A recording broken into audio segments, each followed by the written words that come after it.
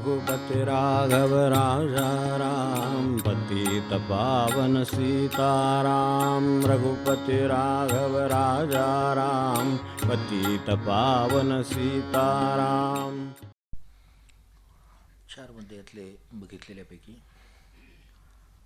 सोडून या विषय गुंती, इंद्रिये गुरुसेवेकडे धावती, सेवे वाचून अन्य प्रवृत्ती गोडन वाटे. दुसरं, मन चंचल अधिवार परिरिघाले सद्गुरुवर, चंचल स्थिती गेली दूर ठाईच उन्मन झाले.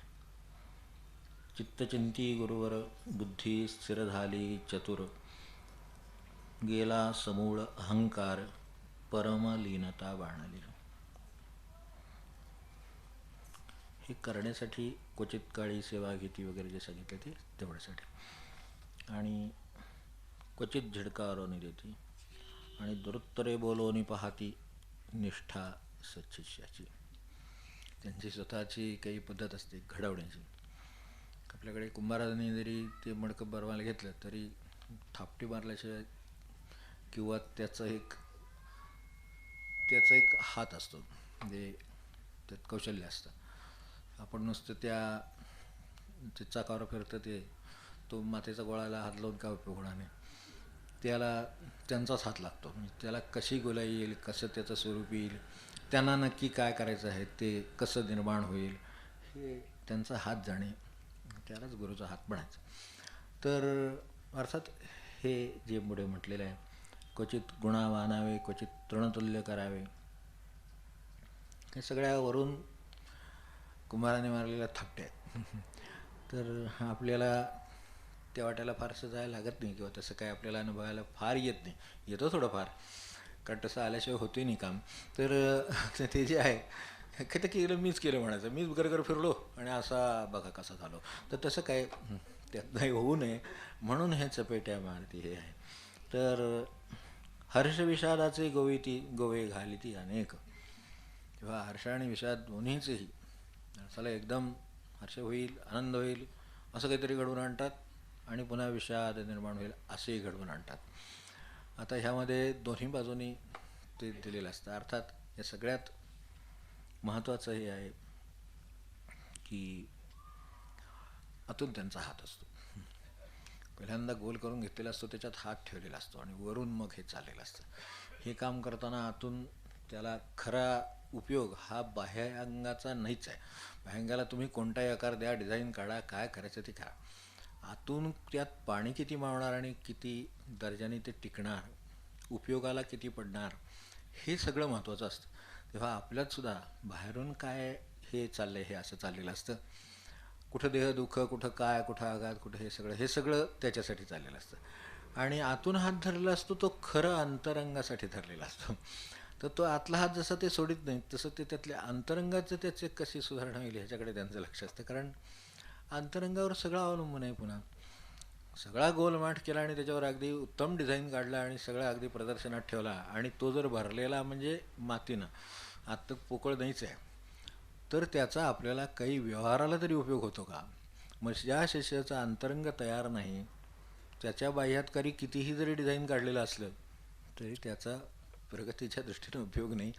त्यामुळं पहिल्यांदा हे आत पोकळ करण्याचं काम चालू असतं. ते पोकळ करण्याचं काम म्हणजे साधनेनं आपल्यामधल्या त्यांच्या मार्गाच्या आड येणाऱ्या आणि आपण भगवंताला उपयुक्त ठरू असं बनवण्यासाठी करायच्या गोष्टी. आपण भगवंताला जसं माठ करताना तो पाणी ठेवणाऱ्याला, साठवणाऱ्याला, त्याचं जे काही तपमानाशी संबंध आहेत त्याला, हे सगळं जे आहे हे अधिक त्याचे स्वतःच्या त्या जी काही आकृती आहे तिचं ते सार्थक आहे. पाण्याचा जेव्हा माठाचा उपयोग होतो तेव्हा त्याचं सार्थक होतं. आपण अनेक वेळेला आता काय कूलरन ते काय बोलायचं काम नाही, पण अजूनही घरामध्ये ज्यांना त्याची जाणीव आहे ते आता पुढे येईल, आत्ता नाही गार पाण्याचं महत्त्व वाटणार, पण थोड्या दिवसांनी वाटायला लागेल. तर त्यावेळेला बरेच लोक अजूनही माठ घेऊन येतात. भाजी माठ आणतात, हे माठ आणतात, काळे आणतात, तांबडे आणतात, सगळे आणतात. पण तो जर आणल्यानंतर त्याच्यात पाणी गार झालं नाही तर ते चौकशीला कुंभाराकडे जातात की ह्यात पाणी ठेवले, दिवस झाला, मग ते सांगतात ते उन्हात ह्याच्यात ठेवून बघा, मग ते असं करून बघा, ते पाणी पाझरलं पाहिजे, मग ते गार होईल, अमुक होईल, हे सगळं ते सांगतात. पण प्रत्यक्षात जर आपल्याला त्या मठाचा पाणी गार करायला, ठेवायला, साठवायला उपयोग झाला नाही, साठवणाला काय आपल्याकडे भांडं नाही आहे का, ते का उन्हाळ्यातच कुठून आणायचं असतं का, ते आपल्याकडे असतंच. ते आपल्याकडे पाण्याची कळशी आहे, दाराला आहे, अमुक आहे, तमुक आहे, सगळं आहे. पण त्यावेळेला ते जे गार व्हायला पाहिजे, ही जी गरज आहे, ती जर भागली नाही तर आपण चौकशीला जातो की ह्याचा काही उपयोग झाला नाही. तर कारण आम्हाला त्याच्यात गार पाणी हवं होतं, ते मिळालं नाही. तसं आपल्या जीवनाला जर शांती मिळाली नाही तर काहीतरी गडबड आहे. आपण त्यांच्याकडे चौकशी करावी. इथं काय असतं, इथं लौकिक व्यवहार असतो. ते म्हणतील दुसरा बदलून देतो, आपल्याला दुसरा बदलून चटकन नाही मिळत. फार वेळ लागतो. हो, दुसरा बदलून वय 70 लागतात का 80 लागतात, काय सांगतं ते वय सांग, कधी ते होणार. म्हणून त्यांचा त्यावर भर देण्यापेक्षा आहे त्या परिस्थितीत त्याला कशा तऱ्हेनं त्याला आकार देता येईल आणि उपयुक्त करता येईल याकडे त्यांचा कल असतो. आपले पाठपारायणं वगैरे जे सगळं चालू असतं ना, ही अशी अंतरंगाची सफाई आहे. तशा अर्थाने आतून त्याची उपयुक्तता वाढावी आणि जे अंतरंगात भगवंताला नडणार आहे ते कसं काढून टाकावं, म्हणून आतलीसुद्धा माती असली तरी काढून टाकावीच लागते. तेव्हाच त्याला आत खोली निर्माण होणार आणि ती निर्माण झालेली खोलीच पाणी साठवू शकणार. तर तसं आपल्या अंतरंगात असंख्य गोष्टींचे जे सगळं हे जे म्हटलं आहे ना, असंख्य गोष्टींचा जो साठा आहे की जो भगवंताच्या आड येईल. आता काही सद्वाक्य आहेत किंवा काही सदुपदेश आहे किंवा काही असं नाम आहे म्हणा अगदी साध्या भाषेत, तर ते जर त्यांनी जर भरलं असेल अंतरंग, तर माती आधीच निघालेली असली पाहिजे. ते ज्या अर्थी अंतरंगात भरत नाही किंवा भरून वाहत नाही तोपर्यंत आपल्याला अजून बऱ्याच इच्छा, वासना, तृष्णा, अमकं तमकं काय बघितलं की वस्तू घ्यावीशी वाटते. काही इतकंसुद्धा पुरेसं आहे, बाकीचं बोलूच नका.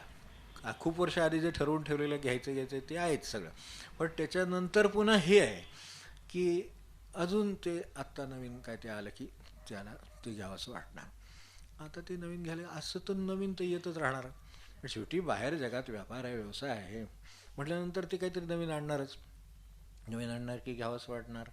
मुद्दा असा आहे की ते घ्यायलाही हरकत नाही, कारण तिथेही एक व्यवसाय आहे, तोही चालला पाहिजे. त्यासाठी नवीनही आणायचं आणि तेही घ्यायचं.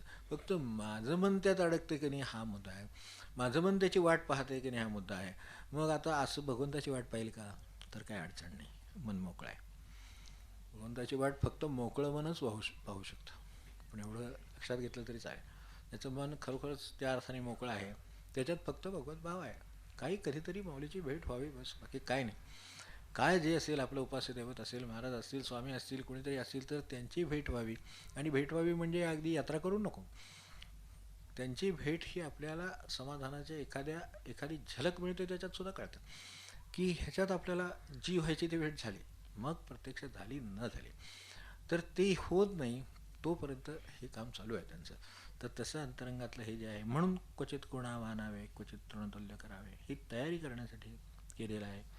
धक्के चपेटे मारिती, त्यांचे हे अंतरंगातलं मारण आहे. पण ते कशासाठी आहे हे आपल्याला बाह्यतः शब्दाने असेल, बाह्यतः एखाद्या कृतीनं असेल, एखाद्या कशाने असेल, तर हे धक्के चपेटे मारिती अशा स्वरूपाचं काही करत नाहीत. पण त्यांना साधायचं असतं जे काय आहे, त्याला जे लागेल ते करतात. ते यशापासून अपयशापर्यंत, गरिबीपासून श्रीमंतीपर्यंत सगळे प्रसंग आणून ते तो धक्का देतात. आणि तो एवढ्यासाठीच की अहंभूता निवारिती. ते माती भरली ती अहंभूतच सगळं. तर ते जे काय अहंभूत आहे हे पंचमहाभूतापेक्षा फारच विलक्षण भूत आहे. मी म्हटलं आत्तापर्यंत इतकी भूतं ऐकली, म्हणजे पंचमहाभूतं वगैरे तर सगळ्यांना पाठच आहेत आणि बाहेरही बरीच भूतं आपण, तर त्या अर्थाने आता ते म्हणणार, पुन्हा म्हणायला गेलं तर ते म्हणणार जे जे भेटे भूतं वगैरे असंच सांगितलं. ते नाही, जे भरकटलेले आहेत ना मंडळी, तिथे ते त्याच म्हणजे सभ्य रूपात वावरत असतं. भूतं काही अशी काही पूर्वीसारखी वगैरे नाही करत अलीकडे आता, म्हणजे काही 11 वगैरे असतात असं काही नसतं. अलीकडे अगदी सोफिस्टिकेटेड असतं सगळं. तर बरोबर आहे ना, काळाप्रमाणे त्यानंही आता बदलावं लागलं ना. आता नाट्यप्रयोग कुठे होतात आता ते कोण बघणार आणि कशात. आता एकेकाळी तो गोष्ट मोठी होती, बालगंधर्व मोठे होते, सगळं मोठं होतं, ते मोठंच होतं, त्याबद्दल काय आपल्याला म्हणायचं नाही. पण आता तशी परिस्थिती राहिली नाही, जसं आता ते कोणी पाहत नाही. तसं त्यांनी पण काळानुसार जसं बदलत गेलेत तसं बहुतेक हेही बदललं गेलं. त्यामुळं आता सोफिस्टिकेटेड असतात. तर ते जे हे महाभूत हे वेगळंच आहे.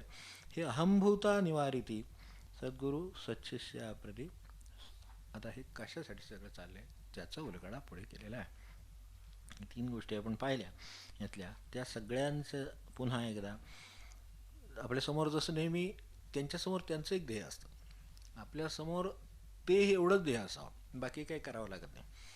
म्हणजे बाकीचे आपण पाणी प्यायचं आहे तर तहान लागली तर पाणी प्यावं एवढं ध्येय ठेल.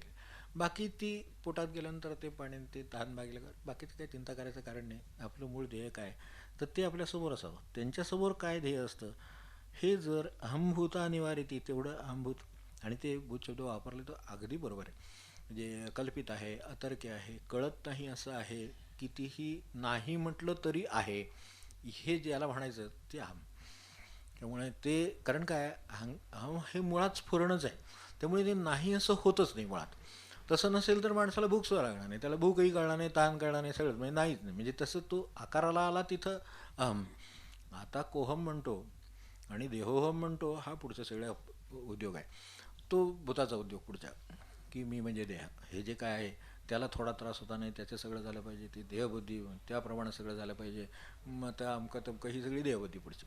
आणि पहिलं जे अहम आहे ती फक्त जागृती आहे, तिथे काही नाही आहे. फक्त आपण जसं म्हणतो ना की जीव जन्माला आला, जन्माला आल्यानंतर त्याला अहमची जाणीव सुरू झाली, ती शुद्ध जाणीव खरं मोलाची. आता ती तशी राहत नाही ही अडचण आहे, कारण त्याच्याबरोबर त्याचं सगळं मागचं येतं. जे काही बहुत सुकृताची जोडी असली तर ठीक आहे, नसेल तर बहुत काय केलं कृताची जोडी तीच सगळी राहणार. सुकृत असली तर पुढे काहीतरी होईल, नसेल तर आत्ता करावं लागेल. मार्ग नाही असं नाही, आमच्या काय नशिबातच नाही, अजिबात नको. परमार्थात रडायचं काय काम नाही, परमार्थात प्रयत्नाचं काम आहे. तर तिथे आणि तिथे प्रयत्नाला त्या अर्थाने वाव आहे. आता कृपेशिवाय तडील जात नाही हा दुसरी बाजू, पण तरीसुद्धा तिथे प्रयत्नाला वाव आहे.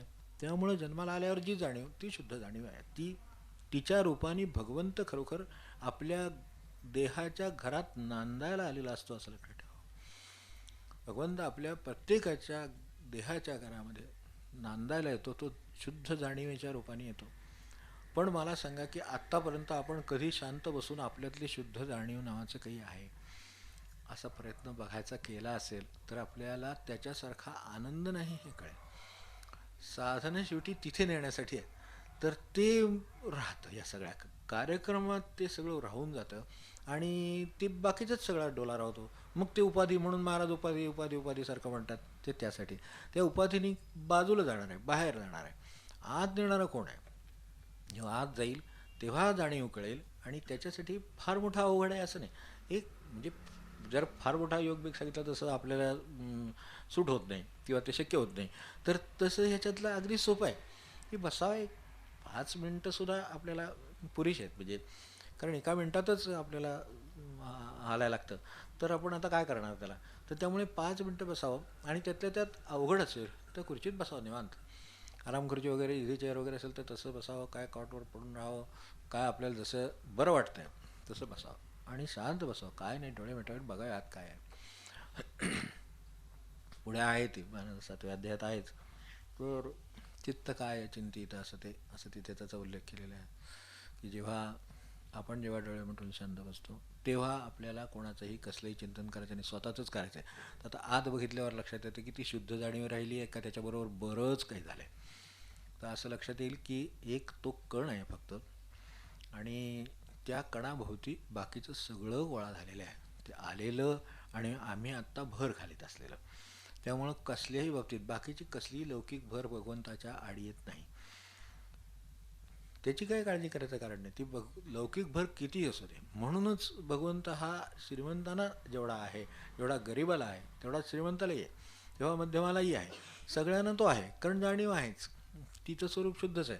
फक्त आता त्याच्यावर जे काही पुट आहे ती जर ते पाहायला आडी येत असतील तर ते मात्र उपाधी आहे. म्हणजे माझ्या मनात जर घराचा विचार आला तर ती उपाधी आहे. महाराजांचा विचार करीत असताना मला फक्त त्यांचाच विचार करता यावा ही त्याची खूण. आता ते आपण बसलो आणि शांतपणे फक्त भगवंताचा विचार मनामध्ये येतोय, स्वतःच्या अंतरंगाचा विचार येतोय. त्याच्यामध्ये काही गोष्टी आपल्याला जसं एखादी वस्तू बघायला लागल्यानंतर दिसायला लागते, नीट शांत चित्ताने बघितल्यावर दिसते. जाता जाता जसं गाडीवरनं जावं तसं गेलं तर चित्तात काय दिसत नाही, गाडीवरनं गेल्यानंतर काय दिसतं, काय दिसत नाही. बरं नुसती हे चाललेत झाडं चाललेत, हे चाललेत, ते चाललेत. तर तसं दिसतं, तसं नाही. शांत चित्त केलं की दिसतं की आत काय झालं. मग आत काय झाले ते बघायला अगदी सर्वात पहिल्यांदा समर्थ आपणच आहोत खरं सांगायचं तर. आणि तिथं जिथे कमी पडेल तिथं ते समर्थ आहेतच, ते सर्व समर्थ आहेत. त्यामुळे तिथे त्यांची मदत मागावी की मला काही माझ्या चित्ताचा उलगडा होत नाही, तर आपण मला तो करून द्या. माझा प्रयत्न चालला आहे की हे भगवंताला नको असलेलं माझ्याकडे आहे. काय जे असेल ते यादी काढावी त्याची. ती यादी काढली की लक्षात येतं की हे काय आहे. आणि ते केल्यानंतर जी शुद्ध जाणीव राहते, ती एकदा शुद्धतेला आली म्हणजे ती यायचं सगळी तपश्चर्या तेवढ्यासाठी आहे. आणि ते कठीण असतं, कारण मनुष्य स्वतःचं समर्थन ते जे आहे ना, कारण समर्थन स्वतःच फसते. ते जे आहे ना ते समर्थन करून मनुष्य फसतो. नाही मला काय तेवढा अहंकार नाही कशाचा वाटत, काय एवढ्या आता वस्तू आहेत, पण मला काही त्याचं वाटत नाही. एक कुत्रा त्यातली पोळी पळवू दे म्हणजे कळेल काय वाटतं आणि काय नाही ते. अहो टाकायची होती बाजूला राहिली शिडी आहे तरीसुद्धा बघा केवढ्यात नेली मी त्या आत जायला आणि त्याने घेऊन जायला. आता तो घेऊन जाऊ दे ना, काय आपल्याला काय आता पुढेला वाकरेला काही कमी पडलं आहे काय आहे, त्याच्या पोटाला कमी पडलं आहे. तो स्वतःच्या कष्टाने पळत पळत येऊन तुमची नजर चुकून घेऊन जायचं म्हणजे काय सोपी गोष्ट आहे का मला? आपल्याला जमेल काय असलं काही नाही जमणार उगाच. मग त्याच्या काट्याला जे आहे ते पण म्हणजे मला का आहे कशात माझं कशातही मन अडकलं नाही वगैरे माणसं म्हणणार काय थोर माणसं असतील अशी जे भेटतात त्यावेळेला मी मनोमन त्यांना नमस्कार करतो, कारण बाहेर नमस्कार केलेला एखाद्या वेळेला त्यांना ती चौकशी करत येईल, तर तसं नको. पण माझं कशातही मन अडकलेलं नाही. म्हणजे ह्यात तरी अडकलेलं आहेच, कशातही अडकलं नाही, ह्यात अडकलं आहेच परत. तेव्हा इतकं ते म्हटलं तर सोपं म्हटलं तर आता त्यांना हे करायचं काय आहे, धक्के चपेटी मारिती अहंभूता निवारिती. आणि मग त्यांचं खरं आपल्याला जो खरा आनंद आहे ते तिथे जे जायचं आहे, सद्गुरू सत्शिष्याप्रती स्थापिती निजपदावरी. मग काय आणखीन पाहिजे आपल्याला? आपल्याला निजपदावरी म्हणजे गुरुच्या गादीवर बसण्याचा कार्यक्रम नव्हे हा. ते फार सोपं आहे, तशा अनेक ठिकाणी अनेक गद्या चालत आलेल्या आहेत, त्याच्यावर बसून ते काय होत नाही. हे निजपदावरी ती जी स्थिती आहे ती स्थिती त्याच्या अंतस्थितीला आणून देणं इथपर्यंत त्यांना काम करायचं आहे. आता ह्याला हे मागचं सगळं तयारी आहे का, तर क्वचित गुणावा नावे क्वचित तृणतुल्य करावे, हे जे सगळे कार्यक्रम आहे हा सगळे धक्के चपेटे जे मारिती मान परिमान ना अपमान लोभयुक्त नो हे मन गुरुपदी गेले रंगोन, असं जर झालं तर रिघाया जुजा ठाव नाही. म्हणजे मनाची स्थिती त्यांना अशी हवी, परिमान ना अपमान. मान दिला तरी समान आहे, ठीक आहे तुमची कृपा आहे, ठीक. अपमान झाला तुमची इच्छा आहे म्हणून अपमान झाला आहे, तर माझ्या हितासाठीच आहे. त्यावेळेला मनस्थिती तशीच राहील काय जी तराजू खालीवर होणार का, तर तिथे जर होणार नसेल तर मग हे बरोबर चाललेलं आहे. परिमान ना अपमान लोभग्रस्त नोहे मन. कशाचा लोभ माणसाला वाटेल हे अतर्क आहे गोष्ट, जे मनाने विचार करून सापडणारीच नाही. अनुभवच पाहिलं तर कदाचित कळेल. स्वतःचा पाहावा, दुसऱ्याचा पाहावा, कशाचाही पाहावा, पालापाचोळ्याचा सुद्धा मागे म्हटलं ना त्याचासुद्धा लोभ वाटेल. असतं तर एका दिवशीचं जळण त्याच्यावर एक पाडी तापलं असतं असं पूर्वी मनात यायचं. आता पालापाचोळाही गेला, वृक्षच गेले तर पालापाचोळा कुठून येणार. पण समजा आला ज्यांच्या घरी तर त्याच्यात किती मन अडकले, म्हणजे गोळा करून ठेवूया, हळूहळू साठवूया, मग एक दिवशी नको कशाला. आता स्वच्छता करावी हे चांगलं आहे, पण गोळा केलेल्या पाचोळ्यात सुद्धा माणसाचं मन अडकेल तर तिथं त्यांनी ओळखावं की आहे ते अजून. तर लोभग्रस्त ग्रस्तच म्हटले त्याला, रोगग्रस्त आपल्याला माहिती आहे ना, त्याच्यावर न ओळखा. तर हे जे कसं आहे, तर हा शब्द मुद्दाम वापरला आहे की परिमान ना अपमान लोभग्रस्त नोहे मन गुरुपदी गेले रंगून. जो गुरुपदी रंगून गेला. एकदा आपल्याला माहिती आहे की महाराजांना भेटायला त्या आजी आल्या, त्या महाराज गेल्यानंतरची गोष्ट आहे. त्या पुण्याला आल्या, तिथून त्या गोंदवल्याला जाणार, तिथे राहणार. आता काय शेवटी महाराजांचा तर वियोग झाला, ठीक, पण आता काय करावं. एवढा मोठा प्रवास करून आल्यानंतर वाटेत पुण्याला हे घेतलं, ब्रेक घेतला आपल्याला माहिती असेल, तर तिथे त्यांनी थांबल्या. आणि तिथे ही आता मंडळी ही त्या काळातली जी अगदी जवळची मंडळी महाराजांची जी त्यांच्याबरोबर तिथे त्यांच्या समवेत राहिलेली होती, तर त्यांच्या घरी उतरल्या. तिथे महाराजांचा विषय निघाला आणि मग जेवण खाण्याचं सुद्धा भान राहिलं नाही आणि अखंड त्या गप्पा रात्री चालल्या. आणि केवळ त्यांच्या आठवणीतून, बोधातून, ह्याच्यातून सारखं काय मिळालं, कसं घडलं, काय झालं, हेच तुझं चाललं. आणि सकाळी मग रात्री उशिरा पहाटेवर झोपल्या. सकाळी उठल्यावर ते म्हणले तुम्हाला जायला गाडीचं काय करायचं, व्यवस्था काय करायची, पुण्याहून गोंधळ्याला जायचं आहे तर आता पूर्वी सातारा मार्गे जात, तर किंवा रेल्वेनं जायचं असेल तर कोरेगाव मार्गे जात, तर आता काय करायचं. ते म्हणले आता काही नाही जायचं म्हणे. आता तिथे येऊन एवढा मोठा प्रवास करून पुण्याला येऊन पुन्हा महाराजांकडे म्हणजे गोंधळ्याला न जाता परत जायचं. ते म्हणल्या जे मन काल महाराजांच्या आठवणीत रंगून गेलं तिथंच त्यांचं दर्शन झालं तर बस. आता तिथं ते देहात नाहीच आहेत, मग तिथे जाऊन काय करणार. मग त्यात जे आहेत ते आपल्याला मिळालेले आहेत आणि त्याचा जो आनंद आहे, म्हणून इथे शब्द वापरलेला आहे, गुरुपदी गेले रंगोन रिघाया दुजा ठाव नाही. दुसरीकडे जायला त्याला जागाच नाही, फक्त त्यांचाच विचार करू शकतं असं जे मन झालं. म्हणून ब्रह्मानंदाने ते बसायला घेतला कागद, कारण दुसरीकडे रिघाया ठाव नाही. ते म्हणले आपल्याला दुसरं दैवत नाही. ते जे त्यात जे फलाटावर तो हे कुर्तकोटींचा कागद ते विवेकानंदाने विश्वविजय केला, अबकं केलं तबकं केलं, त्याचं जे आर्टिकल ज्याच्यात त्यांचं बन गेलं आणि त्यांनी ते ब्रह्मानंदांच्या दाखवलं, त्यांना सांगितलं असं असं आले ह्याच्यात बघा वगैरे. त्याने ते बघितलं काय आहे ते, आणि ते ज्या फलाटाच्या याच्यावर बसले होते आणि त्या गाडीची वाट बघायची होती, तर तो त्यांनी एवढा कौतुकाने दिलेलं ते वर्तमानपत्र त्यांनी बसायला घेतलं, त्याच्यावर खाली घातलं आणि वर बसले. आपल्या म्हणले सद्गुरूशिवाय दैवत नाही. हे जे काय आहे हे बरोबर आहे, हे मोठं आहे, सगळं खरं आहे, पण मला हेच खरं आहे. तेव्हा त्या अर्थाने आता त्यांचं मन गेलं आणि ह्यांना रिघाया ठावं नाही, जुजा ठावं नाही. त्यामुळे दुसरा विचार मनामध्ये नाही. गुरुपदी गेले रंगोन रिघाया जुजा ठावं नाही. धक्के चपेटे मारिती अहंभूता निवारिती सद्गुरु शिष्या सत्शिष्याप्रती. त्यात सुद्धा शिष्य सत होतो आहे की नाही याची खात्री झाल्याशिवाय ते मन ती स्थिती देत नाही. कारण हे सगळं अडकलेलं आहे. ते सगळं काढल्यानंतर मग स्थापिती निजपदावरी. आपल्याला माहिती आहे की ही एकच सामर्थ्य, ह्याचं अनेक ग्रंथामध्ये हे वर्णन येऊन गेलेलं आहे, दासबोधात आहे, सगळीकडे आपल्याला माहिती आहे की ही शक्ती परिसात नाही. परिसात लोखंडाचं सुवर्ण करण्याची शक्ती आहे, पण परिसरानं दुसऱ्या परिस करण्याची शक्तीने हा जो शब्द वापरतात आणि उदाहरण म्हणून देतात ते खरं आहे. ते फक्त गुरुच्या ठिकाणी की त्याला दुसरे तसेच म्हणून महाराजांनी मला आपल्यासारखे केले आहे, हे जे ब्रह्मानंदांचं आहे ते तितकंच मोलाचं आहे. त्यांना काय म्हणायचं ते समजून घ्यावं. महाराजांनी मला अगदी आपल्यासारखे केले आहे म्हणून पेड्यावर सुद्धा राम उठतो हात ठेवल्यावर. आता कसं व्हायचं आहे, कारण तो इतका भेटलेला आहे की दुसरं काही येतच नाही. अनुसंधानाची परिसीमा आहे.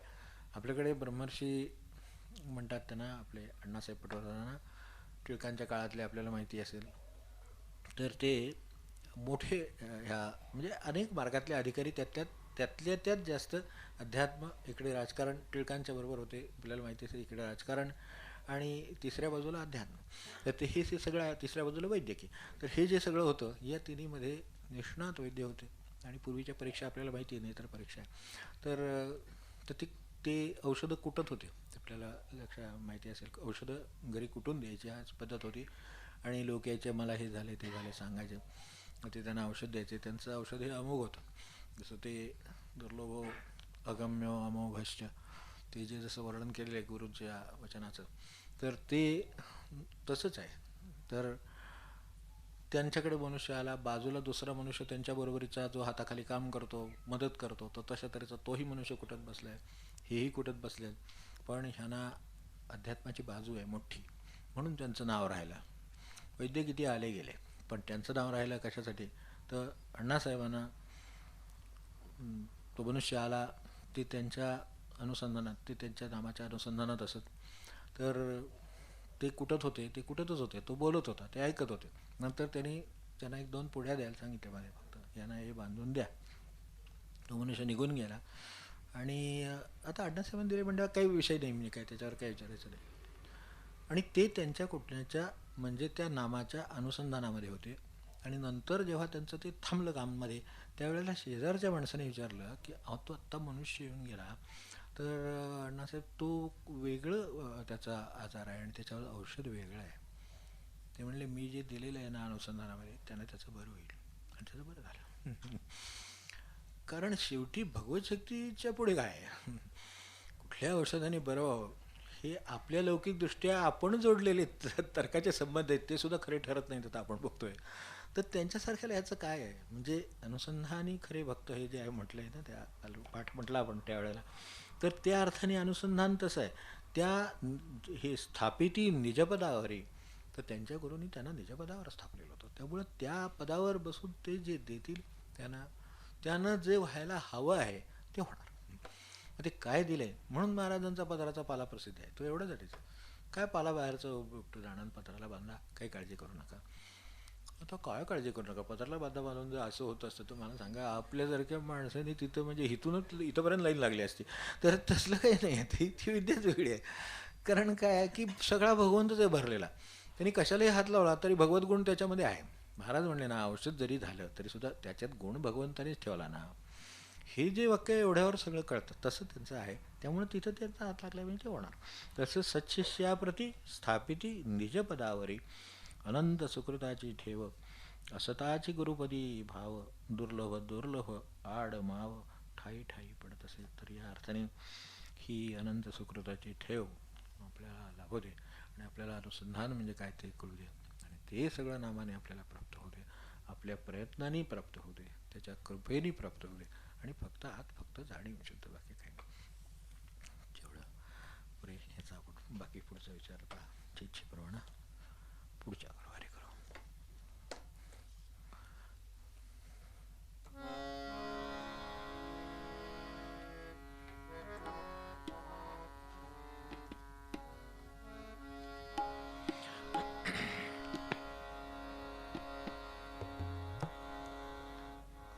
आणि हे लवकरच करावं. त्यामुळं नंतर वृत्तीनंतर वगैरे नको. आहे त्या दिवशी बुद्धी झाली, त्या दिवशी मुहूर्त आहे असं समजावं आणि करावं.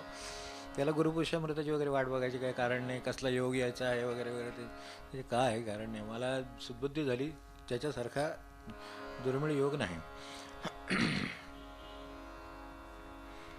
पान 113 पद 150.